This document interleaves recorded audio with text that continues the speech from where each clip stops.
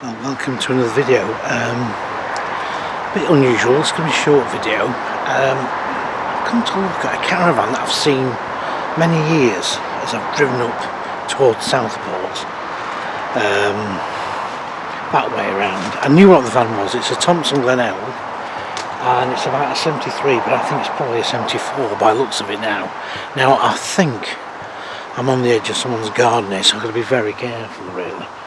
So I probably shouldn't really be here, but I've just come off down a footpath and just come to look at this van, and it's been here a long time, I know that, and it looks pretty much embedded in, as you can see. But I'd definitely say it's a 74. It was a 13-foot 4/5 berth. Now what I'll do is I'll show you the pictures of out of the brochure. You can see what it was like when it was new. Not many of these around, and I always remember it was quite a popular model. I can't even see through that window because it's so absolutely marked up. It's just a shame that these vans sort of get left like this, but it's been here a long time. Have a look. The drawbar's well and truly in there.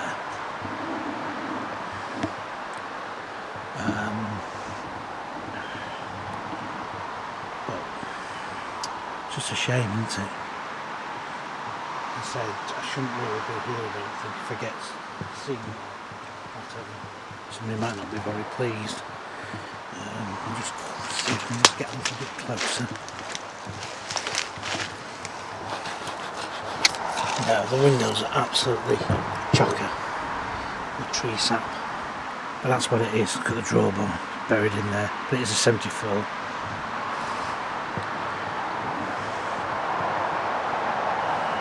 I used to find a lot of these sort of vans at one time, but they've got a lot rarer, unfortunately.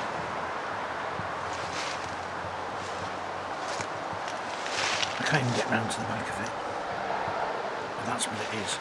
So I'm glad I've got to see it close up. There's Thomson Glenelg on it. There you go. Once upon a time, Scotland's biggest caravan manufacturer. Exported into Sweden, Belgium, Holland. Incredible. Anyway, I'm going to move because I don't feel quite, I won't say safe here, but you know, I've got a feeling if somebody was to come, they wouldn't be best pleased and try to explain what I do. It would be very good. This is what I have to do to get to these places at times. So I'm glad I've had a quick look at it anyway. There it is.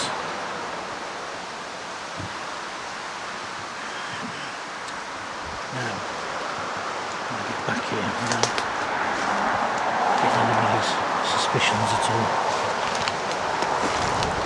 I'm heading back down this way to the canal. I've had to park the car in a precarious way. I mean, the road is absolutely mad busy.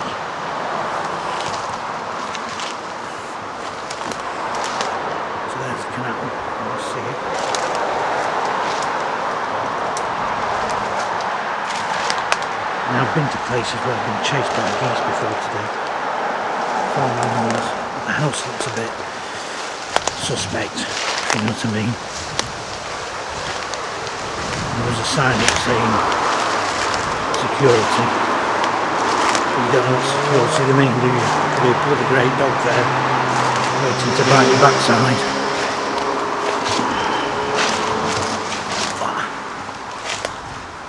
A bit better now, more to this side.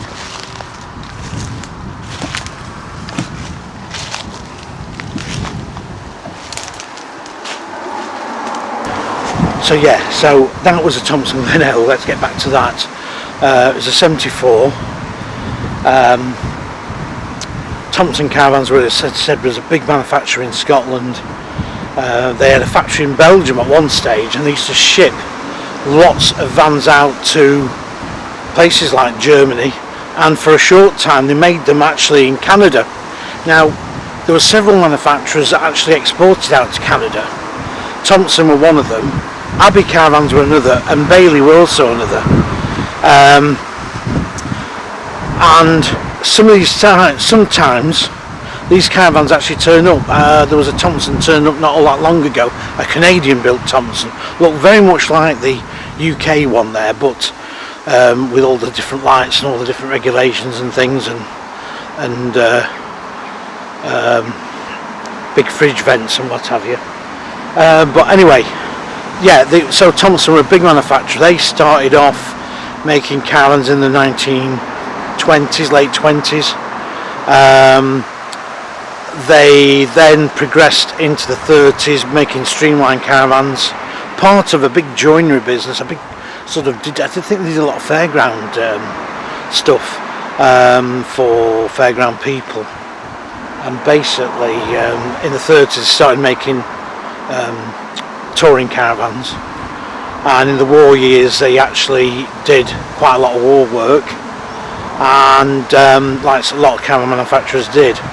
And then the other side of the war, in the 50s, they started making sort of more like, they still made tours, but they also made mobile homes as well, because of the housing shortage.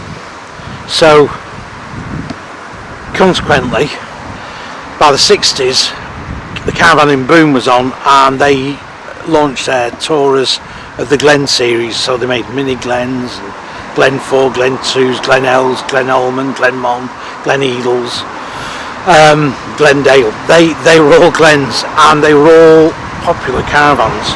Thompsons were so popular, in fact, I mean, they were probably one of the next big popular makes to people like Sprite and Eccles at the time. But their fortunes changed by the late 70s. Well, we'll go by the late 60s. They were churning a lot of caravans out, they were making a lot of vans, the factory had been extended, but they also bought a site, I think it was, I can't remember the name of the place now, Yellow Craig, up round that way, and they actually bought sites, and they actually went back into static caravan manufacture, and I think the idea was to put their vans mainly on the sites, but by sort of 1973-74, when the big slowdown came, Thompson was still a respected company, but they were a bit slow to react with a cheaper brand, which they did do in 77, I think it was, the Clan series. They did diversify into another brand of caravan called the the River series, sorry, which were flat roofs, which were a bit cheaper to build than the actual Thompson's vans themselves, because Thompson's had a boat roof, and that sort of roof was getting quite expensive to manufacture. So consequently what happened was then that all the other manufacturers were moving in the towns, Thompson really weren't, and by the late 70s Thompson was starting to feel the pinch. Their market had dropped considerably, people like ABI were banging ahead, and you had other manufacturers out there, of course the big CI group. So Thompson was starting to slip, and they realised that actually what they had to do was to actually start getting modern, and they started to do that by the very early 80s, but it was all far too late. They were still sticking to the Thompson profile, which they'd had for many years, and in the end they basically shut the Canadian side, had been shut down by I think the mid to late 70s, and also at the end of the day as well, their exports had dried up, and also they were having problems with quality as well. Quality hadn't been as good as it had been with the original Thompsons, and unfortunately Thompsons ceased production in, I think it was 1981-82, and the factory was, most of it was taken down. I think a housing estate built on there. I think some factory buildings still exist. They were made up near Falkirk. That's where they were made, and it has a massive factory. I'll show you some of the videos. I'll show you some pictures of that on this video. And they were well respected manufacturer, Thompsons. They did a London to Bombay endurance, just two guys. And one of them was called Colin Saunders. Colin Saunders had a caravan site down in a well-known site, and I can't just from the top of my head remember what it was, what the name of the site was, but it was very, very well-known static site. And in fact, the girl who paid Bianca, a bit of trivia for you, from EastEnders, she actually had a van on that side. I can't. I think it was Fox's Hunt or something. I can't remember. I'll look it up anyway. But anyway, so yeah, I'm diversifying a little bit. But yeah, so Thompson's finished, and that was the end of them. But apart from a few guys from the Thompson works, and they started up a small version of Thompson, and they called them Future Caravans, and they were basically a sort of slightly more modern Thompson, but again, they'd lost the lead. It was never going to happen. It was never going to work, and they just concentrated on doing Thompson repairs. And sadly, Thompson's died of death. There was a Thompson Owners Club, a very strong Thompson Owners Club.